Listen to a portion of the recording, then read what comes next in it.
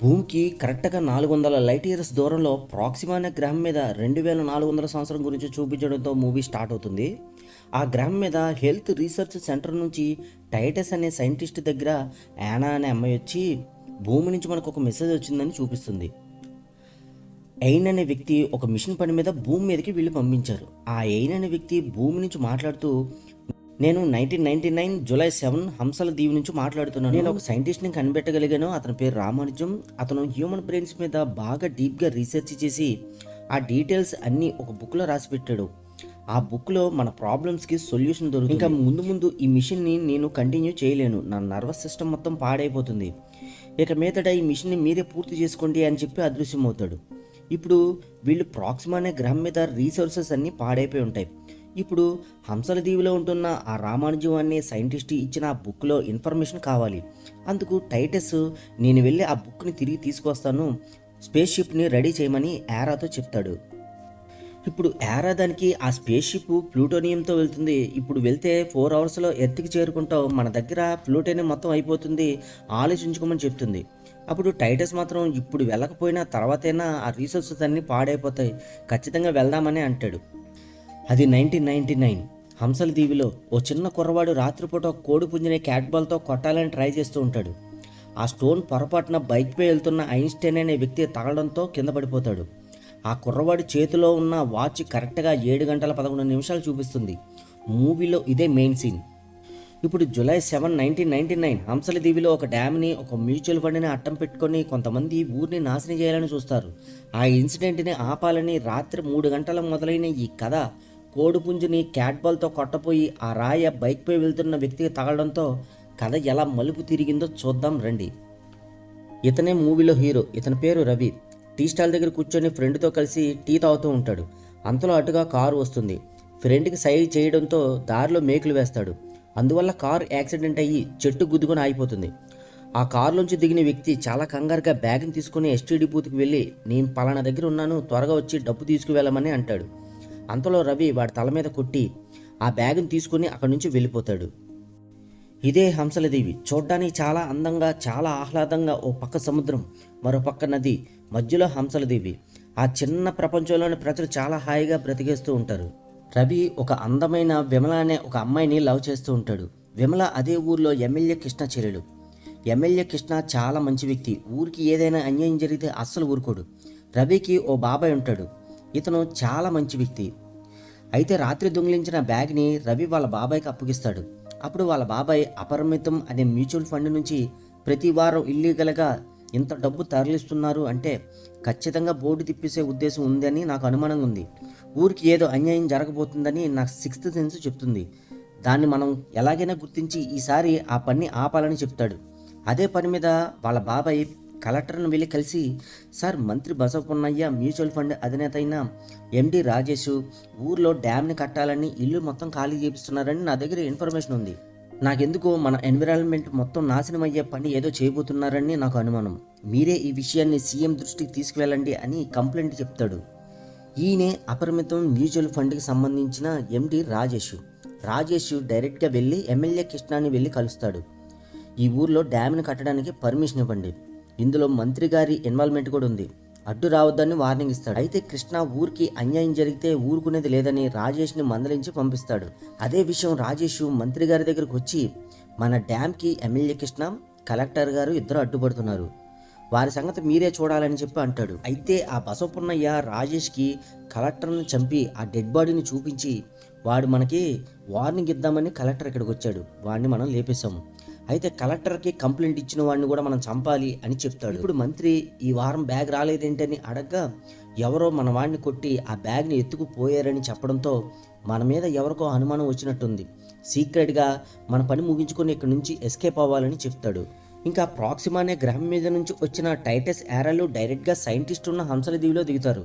మళ్ళీ password type చేయడంతో అక్కడికి తీసుకొచ్చిన ఆ బస్సు అయితే తిరిగి మాయమైపోతుంది. వారి ఐక్యూ పవర్తో డైరెక్ట్గా సైంటిస్ట్ ఉన్న రామానుజం ఇంటికి వెళ్తారు. అయితే బుక్ వారికి ఎక్కడుందో ఇట్టే అర్థమైపోతుంది. అది ఓపెన్ చేద్దామంటే ఆ బుక్ వారి ఇంట్లో వాళ్ళ డిఎన్ఏతోనే అది ఓపెన్ అయ్యే విధంగా ఆ రామానుజం ఒక లాక్ పెట్టి ఉంటాడు. అయితే వీళ్ళు వచ్చిన టైం వేస్ట్ చేయకుండా ఊర్లో ఆ సైంటిస్ట్ ఫ్యామిలీకి సంబంధించిన వ్యక్తి ఎవరైనా ఉన్నారా అని చెప్పి వెతుకుతూ ఉంటారు. కానీ ఎవ్వరు కూడా ఆ డిఎన్ఏకి మ్యాచ్ అవ్వరు. ఇంకా ఇది ఎలా ఉంటే ఎమ్మెల్యే కృష్ణ విషయానికి వస్తే వారి చెల్లెలు అప్పుడే కాలేజీ నుంచి లేట్గా రావడం చూసి, నువ్వు రవి గారిని మాటిగా కలవడం నేను గమనిస్తున్నాను, మా పర్మిషన్ లేకుండా ఇక మీదటి నుంచి నువ్వు బయటికి వెళ్ళడానికి వీల్లేదని వాళ్ళ తమ్ముడికి ఆ బాధ్యతని అప్పగిస్తాడు. వాళ్ళ తమ్ముడి పేరు సతీష్. ఇంకా ఇదే విషయం మీద విమల సీక్రెట్గా రవిని పంపు షెడ్ దగ్గర కలుస్తుంది. మా అన్నయ్య నాకు వార్నింగ్ ఇచ్చాడు, ఇక మీదట మనం ముందు ముందు కలుసుకోవడం కుదరదు, త్వరగా పెళ్లి చేసుకుందామని చెప్తుంది. అప్పుడు రవి దాన్ని లైక్ తీసుకొని విమలతో క్లోజ్గా మూవ్ అవ్వాలని ట్రై చేస్తాడు. అదే టైంలో విమల చిన్నన్నయ్య సతీష్ అక్కడికి వచ్చి విమల ఇక్కడికి వచ్చిందని అడగడంతో రవి బ్యాక్ సైడ్ నుంచి పారిపోతాడు కంగారు పడి. వెళ్ళేటప్పుడు అక్కడ 5:11 పెద్ద ఉరుము ఒకటి ఆకాశంలో వస్తుంది. ఇదే మూవీలో మెయిన్ సీన్, బాగా గుర్తుంచుకోండి. ఇంకా కలెక్టర్కి కంప్లైంట్ ఇచ్చినందుకు రవి వాళ్ళ బాబాయ్కి వాళ్ళ ఫ్రెండ్ కాల్ చేసి డ్యామ్ గురించి ఒక సీక్రెట్ చెప్తాను, బ్రహ్మగుడి దగ్గరికి రమ్మని చెప్తాడు. ఆల్రెడీ కొంతమంది రౌడీల్ని ఆ బసవపున్నయ్య అరేంజ్ చేసి ఉంటాడు. అక్కడ రౌడీలు కాచుకుని ఉంటారు. బాబాయ్ రాగానే కత్తులతో దాడి చేసి వాళ్ళ బాబాయ్ని చంపేస్తారు. రవి మెకానిక్ షెడ్కి రాగానే పనిచేసిన కుర్రవాడు మీ బాబాయి బ్రహ్మగుడి దగ్గరికి వెళ్ళాడని చెప్పడంతో వెతుక్కుంటూ బ్రహ్మగుడి దగ్గరికి వెళ్తాడు. పంపులో కత్తుల్ని క్లీన్ చేస్తూ ఓ వ్యక్తి కనిపిస్తాడు. వాణ్ణి చూసి రవి ఇక్కడ ఏం జరిగిందని అడుగుతాడు. చిన్న బలిపూజ చేశామని చెప్పడంతో బ్రహ్మగుడిలో బలిపూజ ఏంటనే అనుమానం వ్యక్తం చేసిన బాబాయిని వెతుక్కుంటూ అక్కడ నుంచి మనకెందుకని వెళ్ళిపోతాడు. అలా తిరుగుతూ టీ స్టాల్ దగ్గరికి వచ్చి అవుతాడు. విమల వాళ్ళ చిన్నన్నయ్య సతీష్ కత్తి పట్టుకునే ఆవేశంతో రవి మీదకి చాలా స్పీడ్గా వస్తూ ఉంటాడు. సతీష్ని చూసి భయపడి రవి అక్కడి నుంచి పరిగెడతాడు. రవితో పాటు ఇంకొక వ్యక్తి కూడా సతీష్ని చూసి భయపడుతూ పరిగెడతాడు. ఇంకా అదే టైంలో ప్రాక్సిమా నుంచి తిరిగి వచ్చిన టైటస్ ఏరాలు వాళ్ళ ఫ్యామిలీ మెంబర్ డిఎన్ఏ ఉన్న వ్యక్తి కనబడకపోయేసరికి వాళ్ళ గ్రహానికి వెళ్ళిపోదామని అక్కడ నుంచి బస్సుని తీసుకువెళ్తూ ఉంటారు. అదే టైంకి చిన్న బాబు కోడిపుంజిని క్యాట్ బాల్తో కొట్టబోతాడు. అటుగా వెళ్తున్న సైంటిస్ట్ కొడుకైన ఐన్స్టీన్కి ఆ రాయి తగలడంతో బైక్ కింద పడిపోతుంది. బైక్ కింద పడిపోవడంతో ప్రాక్సిమాకి వెళ్తున్న బస్సుకి బ్రేకులు పడతాయి. కంగారుగా రవి, గుర్తు తెలియని మరొక వ్యక్తి కూడా ఆ బస్సు అయితే ఎక్కిపోతారు. ఆ బస్సు అక్కడి నుంచి అయితే పాస్వర్డ్ టైప్ చేయడంతో ప్రాక్సిమాకి వెళ్ళిపోతుంది. ఈ దృశ్యం ఐన్స్టీన్ కూడా చూస్తాడు. ఇంకా కట్ చేస్తే రవి కూడా వచ్చిన మరొక వ్యక్తి బీచ్లో పడిపోయి ఉంటారు. దూరం నుంచి ఓ చిన్న పాప బైనాక్యులర్ నుంచి వీళ్ళిద్దరిని చూసి వాళ్ళ అక్క సారాకి చెప్తుంది. సారా రవి దగ్గరికి వచ్చి ఈ బీచ్ ప్రైవేట్ ప్రాపర్టీకి చెందింది, బయటికి వెళ్ళి తాగండి అని చెప్తుంది. రవి లెగిసి కూడా వచ్చిన వ్యక్తిని కూడా లేపి, మేము హంసల దీవిలో బస్సు ఎక్కితే ఈ బీచ్ దగ్గరికి ఎలాగొచ్చామని అడుగుతారు. రాత్రి తాగింది వీళ్ళకి ఇంకా దిగలేదు అనుకుని ఏ బస్సు అయితే ఎక్కి వచ్చారో ఆ బస్సు ఎక్కి వెళ్ళిపోండి అని ఎదురుగా ఒక బస్ స్టాండ్ని చూపిస్తుంది. అక్కడి నుంచి సారా వెళ్తున్నప్పుడు కారు ఇసుకలో కూరుకుపోవడంతో సారాకి వీళ్ళిద్దరు హెల్ప్ చేసి ఆ కారుని మూవ్ అయ్యేలా చేస్తారు. అందుకు కృతజ్ఞతగా వీళ్ళిద్దరిని కారు ఎక్కించుకుని బస్టాండ్ దగ్గర వదులుతుంది. మేము ఎక్కడ ఉన్నామని రవి అడగ్గా ఆస్ట్రేలియాలో మెల్బోర్న్ సిటీలో ఉన్నారని చెప్తుంది. వీళ్ళు అది చూడడంతో నిజంగానే షాక్ అవుతారు. అది నిజంగా మెల్బోర్న్ సిటీనే. వీళ్ళకి ఏం అర్థం కాదు, ఎలాగొచ్చాము ఇక్కడికని కన్ఫ్యూజ్ అవుతూ ఉంటారు. రాత్రి అదే బస్టాండ్లో అక్కడే పడుకుని ఉండిపోతారు. అయితే వ్యాన్ కింద పడిపోయిన ఒక కుక్కని రవి కాపాడతాడు. ఆ కుక్క కూడా రవితో పాటు అక్కడే ఉంటుంది.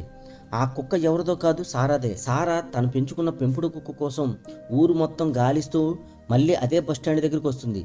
రవి చేతిలో ఉన్న కుక్కను చూసి రవి చేసిన హెల్ప్కి థ్యాంక్స్ చెప్తూ మీరు ఇంకా వెళ్ళలేదేంటని అడుగుతుంది. అప్పుడు రవి మేము హంసలదీవి నుంచి వచ్చామని చెప్పినా వీళ్ళు డ్రగ్స్ తీసుకుని ఉండి ఉంటారు, వీరికి ఇంకా మత్తు దిగలేదని అనుకుని ఎనీవే మా ఇంట్లో 2 days ఉండి వెళ్ళండి అని చెప్పి వాళ్ళ గెస్ట్ హౌస్ తీసుకుని వెళ్తుంది. రవితో కూడా వచ్చిన మరొక వ్యక్తి చాలా వైల్డ్గా బిహేవ్ చేస్తూ ఉంటాడు. నాన్ వెజ్ కోసం రోడ్డు మీద ఒక కాకిని కొట్టి ఆ పక్కనే కాల్చుకొని తింటూ ఉంటాడు. అది కూడా సారా అక్కడి నుంచి వెళ్ళకముందే. అది చూసి రవి ఇది డీసెన్సీ పని కాదని చెప్పి చేతిలో ఉన్న పేపర్తో ఆ మంటల్ని ఆపుతూ ఉంటాడు. ఆ పేపర్ మీద 2021 డేట్ చూసి షాక్ అవుతాడు. వెంటనే సారా దగ్గరికి వెళ్ళి ఇందులో డేటు 2021 అని ఉందేంటి, మేము 1999లో హంసలదీవిలో ఓ బస్సు ఎక్కి వచ్చామని చెప్తాడు. కానీ సారా ఇరిటేట్ అయ్యి మాటికి అదే విషయం చెప్తున్నారేంటి, ఇది 2021 కాదు 2024, మీకు మత్తు దిగలేదు అనుకుంటా వెళ్ళి పడుకోండి అంటుంది. అప్పుడు రవి తన దగ్గర ఉన్న డ్రైవింగ్ లైసెన్స్ని కొన్ని బిల్స్ని ఎవిడెన్స్ కింద చూపిస్తాడు. సారాకి ఇది నిజంగా పెద్ద షాక్. బహుశా టైం ట్రావెల్ చేసి వచ్చారా అని తనకు కూడా అనుమానం కలుగుతుంది. ఇది ఎలా తెలుసుకోవాలి అని వెంటనే గూగుల్లో హంసల దీవి గురించి సెర్చ్ చేస్తుంది. హంసల దీవి ఒక డంప్ యార్డ్ కింద చూపిస్తుంది, ఇన్ఫర్మేషన్ వస్తుంది. 1999లో ఉన్న ఒక ఊరు 2024లో డంప్ యార్డ్ కింద ఎలా కనిపిస్తుంది? అప్పుడు రవి తను చదివిన కాలేజు, విమల చదివిన కాలేజీ గురించి సెర్చ్ చేయమని అడుగుతాడు. అవి అక్కడ ఉన్నాయనే చూపిస్తుంది, ఇన్ఫర్మేషన్ వస్తుంది. అసలు డంప్ యార్డ్ని ఎవరు అక్కడ పెట్టారు అని సెర్చ్ చేస్తే 2011 నుండి న్యూక్లియర్ వేస్టేజ్ని అక్కడ డంప్ చేయడం స్టార్ట్ చేశారని ఇన్ఫర్మేషన్ వస్తుంది. ఇది నిజంగానే మిరాకిల్. సారా వాళ్ళ నాన్న హెల్ప్ తీసుకొని ఇతను టైం ట్రావెల్ చేసి ఇక్కడికి వచ్చాడు. 1999లో ఉన్న ఒక ఊరు ఇప్పుడు 2024లో డంప్ యార్డ్ కింద ఎలా చూపిస్తుంది? కొద్దిగా దీని గురించి మీకు డీప్గా తెలుసుకొని చెప్పండి అని అడగగా, జూలై 7, 1999లో హంసల దీవిలో జరిగిన ఇన్సిడెంట్ గురించి నెట్లో సెర్చ్ చేయడం స్టార్ట్ చేస్తాడు. అప్పుడు రవి అనే ఒక వ్యక్తి తన లవర్ని పంపు షెడ్ దగ్గరికి పిలిచి రేప్ చేసి చంపేశాడు. అటు వచ్చిన వాళ్ళ అన్నయ్య సతీష్ని కూడా చంపేశాడు. రవి పరారులో ఉన్నాడని పోలీస్ రికార్డ్స్ ప్రకారం ఇన్ఫర్మేషన్ వస్తుంది. ఇది నిజంగా బుర్ర పాడే ట్విస్ట్. రవి తన లవర్ని పాడు చేయడం ఏంటి? అసలు తను చనిపోవడం ఏంటి? రవి ఫుల్ డిసప్పాయింట్ అయ్యి గెస్ట్ హౌస్కి వెళ్ళిపోతాడు. అక్కడ తనతో పాటు వచ్చిన అన్నోన్ పర్సన్ ఫుల్గా డ్రింక్ చేస్తూ ఉంటాడు, ఏ బాధ లేకుండా. మనం టైం ట్రావెల్ చేసి ఇక్కడికి ఎలా వచ్చామని బాధపడకుండా ఇంత బాధలో కూడా నువ్వు హ్యాపీగా ఎలా ఉండగలుగుతున్నావు అని చెప్పి చేతిలో ఉన్న బ్యాగ్ని నేల మీద కొట్టడంతో అందులో ఉన్న జ్యువెలరీ బయటకు వచ్చేస్తాయి. అందులో రవి విమలాకి ఇచ్చిన రింగ్ కూడా ఉంటుంది. వెనక నుంచి వాడు రవిని గట్టిగా కొట్టడంతో రవి స్పృహ కోల్పోతాడు. ఇంకా సారా వాళ్ళ ఫాదర్ వీడెవడో క్రిమినల్ అయి ఉంటాడు, పోలీసు కంప్లైంట్ చేయబోతూ ఉంటాడు. అప్పుడు హెల్ప్ చేయకపోయినా పర్వాలేదు కానీ తనని ఇబ్బంది పెట్టొద్దు, కావాలంటే గెస్ట్ హౌస్ నుంచి పంపించేద్దామని ఇద్దరు కూడా గెస్ట్ హౌస్కి కార్ నుంచి బయలుదేరి వస్తూ ఉంటారు. ఇంకా కాసేపటికి స్పృహలోంచి బయటకు వచ్చిన రవితో అన్నోన్ పర్సన్ మాట్లాడుతూ ఉంటాడు. వాడు రవిని చిత్రహింసలు చేస్తూ ఉంటాడు. ఎందుకు ఇలా చేస్తున్నావని రవి అడగ్గా అసలు నిజం చెప్తాడు. జూలై 7, 1999 రవి విమల పంపు షెడ్ దగ్గర కలుసుకున్న తర్వాత సతీష్ వచ్చాడని కంగారులో రవి వెనక నుంచి పారిపోతూ ఉన్నప్పుడు ఈ క్రిమినల్ అదే గోడౌన్లో దొంగతనం చేసి ఆ పక్కనున్న బియ్యం బస్తాల దగ్గర దాక్కుంటాడు. విమల అందాన్ని చూసి మైమరిచిపోయి విమలాని చంపేసి తన మీద అత్యాచారం చేసి తన దగ్గర ఉన్న జ్యువెలరీ మొత్తం ఎత్తుకుని వెళ్ళిపోతాడు. సతీష్ తన చెల్లెల కోసం లోపలికి వచ్చి చూస్తే తను చాలా ఘోరంగా చనిపోయి ఉంటుంది. అది చూసి తట్టుకోలేక సతీష్ కత్తి పట్టుకొని రోడ్డు మీద రవిని తరుముతూ వస్తాడు. అదే టైంకి క్రిమినల్ కూడా ఆ రోడ్డుని క్రాస్ అవడంతో ఇద్దరు కూడా ఆ సతీష్కి కనెక్ట్ అయ్యి భయపడి ప్రాక్సిమా గ్రహానికి వెళ్తున్న బస్సు ఎక్కి ఇలా వచ్చేశారు. ఇదే అసలు జరిగిన కథ. సారా వాళ్ళ డాడీ ఇద్దరు కూడా ఇంట్లోకి వస్తారు. రాగానే వాళ్ళ డాడీని బాగా కొట్టి స్పృహ కోల్పోయేలా చేస్తాడు ఈ క్రిమినల్. సారాని రేప్ చేయాలని ట్రై చేస్తున్నప్పుడు రవి ఏదో విధంగా కష్టపడి పైకి లేచి మొత్తానికి వాడిని అయితే చంపుతాడు. రవిని తన తగిలిన గాయాల కోసం హాస్పిటల్లో జాయిన్ చేస్తారు. తన కూతురిని కాపాడినందుకు రవికి ఏదో విధంగా హెల్ప్ చేయాలని సారా వాళ్ళ డాడీ కూడా అనుకుంటాడు. అసలు వీళ్ళు బీచ్లో పట్ట దగ్గరికి వెళ్ళి చూస్తే ఏదో ఒక ఇన్ఫర్మేషన్ దొరుకుతుందని అక్కడికి వెళ్ళి వెతకగా స్పేస్లో క్యాప్సులో ఒకటి ఇసుకలో కూరుకుపోయి దొరుకుతుంది. దాన్ని ఏదో విధంగా కష్టపడి వాళ్ళ ల్యాబ్కి అయితే తెచ్చుకుంటారు. కానీ కాసేపటి వరకు అది రీసెర్చ్ చేసినా అది ఎలా ఆన్ చేయాలో వీళ్ళకి అస్సలు అర్థం కాదు.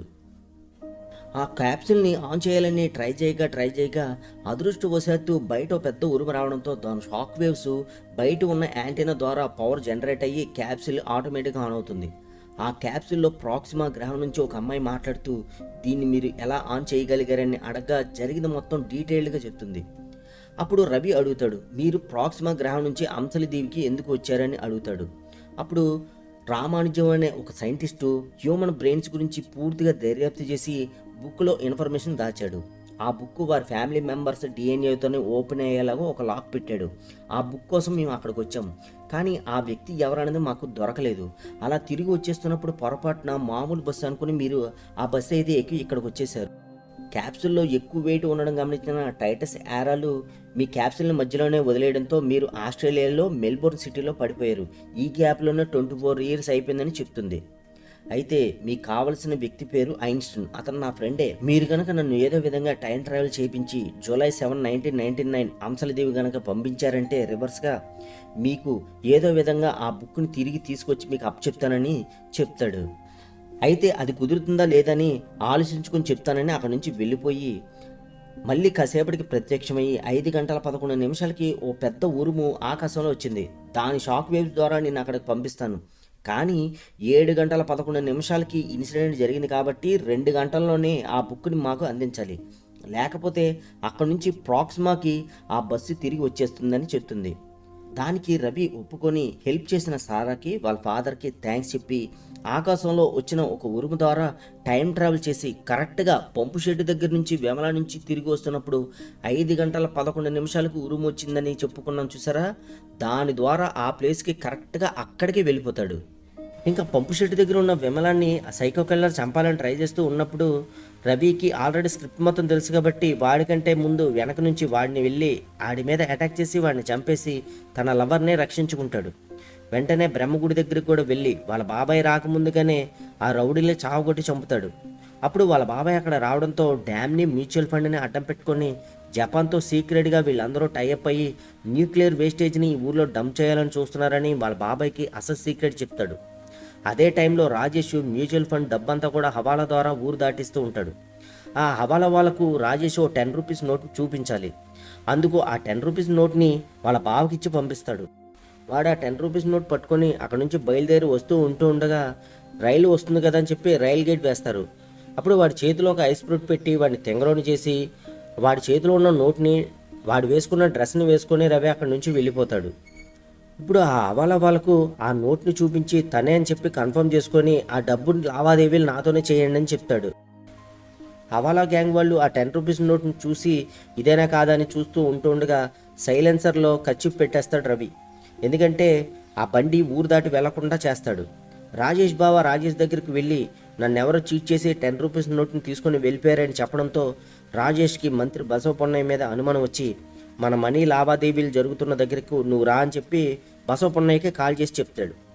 రాజేష్ లావాదేవీలు చేస్తున్న హవాలా వాళ్ళకి కాల్ చేసి వాడెవడో మా వాడిని చీట్ చేసి 10 రూపీస్ నోట్ని తీసుకొని ఇక్కడికి వచ్చారు, నేను అక్కడికి వస్తున్నాను, అప్పుడు దాకా డీలింగ్ ఆపండి అని చెప్పి రాజేష్ కూడా బయలుదేరి వస్తాడు. ఆ గ్యాంగ్కి సంబంధించిన వాళ్ళందరూ అక్కడికి వస్తారు. నీది తప్పంటే నీది తప్పని అందరూ ఒకరినొకరు నిందించుకుంటూ ఉంటుండగా రవి సీక్రెట్గా వీళ్ళందరినీ వాచ్ చేస్తూ ఉంటాడు. అదే టైంకి ఐన్స్టైన్ బండి శబ్దం వినబడుతుంది. వెనక నుంచి వెళ్ళి వాడిని కలిసి నీకు ఒక మంచి సంబంధం చూశాను, వాళ్ళు సైంటిస్ట్ ఫ్యామిలీకి ఇస్తారంట, మీ తాతగారి ఇన్ఫర్మేషన్ ఉన్న బుక్ని తీసుకొని రా అని చెప్పి ఐన్స్టీన్ని అక్కడి నుంచి పంపిస్తాడు. ఐన్స్టీన్ని పంపించేసి రవి లోపలికి వచ్చి చూస్తాడు. లక్కీగా అదే టైంలో ఎమ్మెల్యే కృష్ణ కూడా వస్తాడు. ఎమ్మెల్యే కృష్ణ ఏ తప్పు చేసినా ఒప్పుకోడు. రాజేష్ కృష్ణతో ఈ విషయంలో మీ ఇన్వాల్వ్మెంట్ వద్దని అరుస్తాడు.